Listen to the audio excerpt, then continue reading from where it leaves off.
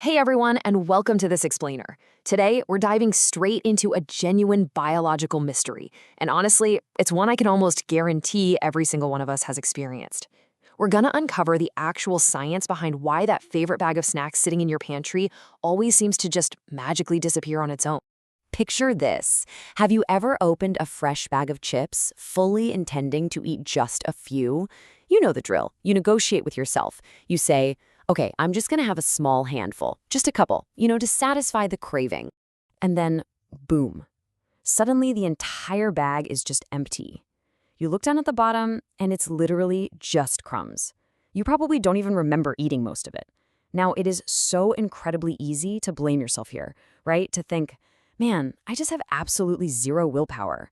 But I want to validate this for you right off the bat. This highly relatable shared experience, it is not simply a lack of self-control.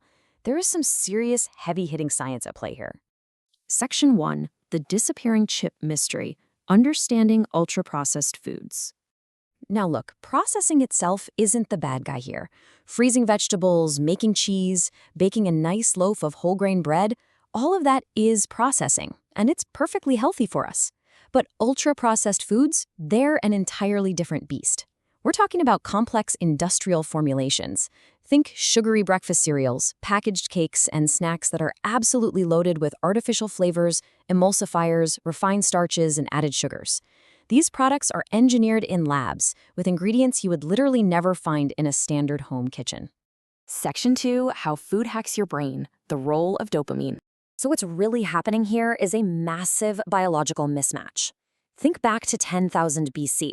Finding a piece of sweet fruit was incredibly rewarding. It gave our ancestors a huge hit of dopamine. That's the brain chemical involved in motivation, because back then, calories literally meant survival. Fast forward to 1000 BC, and finding food during a famine was highly rewarding.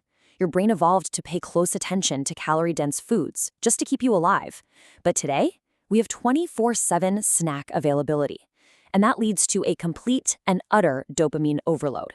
Our brains evolved in a world where highly rewarding foods were super scarce, not a world where they're sitting in a vending machine on every corner all day, every day. Section 3. Engineering the perfect snack. The recipe for irresistibility.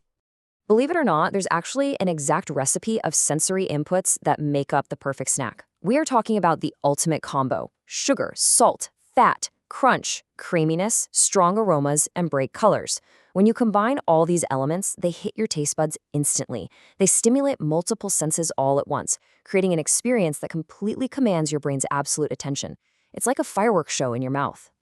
Scientists actually have a very specific name for this whole shebang: hyperpalatability. This happens when foods are engineered to become exceptionally rewarding to eat through that precise combination of sensory elements we just talked about. But, and this is a really important point to make here, these foods aren't evil. They aren't maliciously trying to trick you. They are simply aggressively designed to maximize your enjoyment. And to maximize that enjoyment, food manufacturers aim for this really fascinating concept called the bliss point. This is the exact Goldilocks combination of sweetness, saltiness, and richness that maximizes appeal without crossing the line into becoming unpleasant. Decades of intensive research have gone into ensuring a product hits this exact sweet spot. Too little sugar, the product tastes boring. Too much, it gets overwhelming and kind of gross. But right at the bliss point, that is exactly where you naturally want another bite, and another, and another. Section 4. The always hungry illusion. Why you always have room for dessert. Okay, we've all been there, right?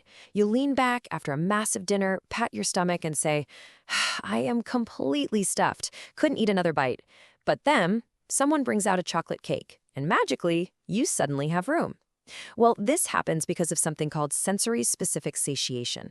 Basically, this is the natural decrease in your appetite for a specific food as you eat it. However, that appetite completely resets when a brand new flavor is introduced, especially something sweet. Your stomach didn't suddenly stretch and get bigger. Your brain just woke up to an exciting new sensory experience. And honestly, this right here is exactly why all-you-can-eat buffets are so incredibly hard to resist. Now, let's take a quick look at how the actual physical form of food changes how our bodies process it. Imagine eating a whole orange. It takes some effort, right? It requires chewing, it's packed with fiber that adds bulk and slows digestion, and the whole process just takes time. Your body realizes it's getting full. Now compare that to drinking a can of orange soda. You can finish it in seconds, it requires absolutely zero chewing, and it has absolutely zero fiber. Tons of ultra-processed foods are designed exactly like this. They melt in your mouth incredibly fast. Because they require so little chewing and lack fiber, they completely bypass your body's fullness signals, before those signals even have a chance to catch up until your brain, hey, stop eating. So, all of this incredible engineering leads to a very common question one you see splashed across headlines all the time. Does this mean junk food is actually literally addictive? People constantly make the comparison, equating ultra-processed foods directly to drugs. But as we'll see, we really need to treat this as a highly nuanced scientific conversation. Let's break this down. Genuinely addictive substances, things like nicotine or opioids, they create a strict chemical dependence in your body.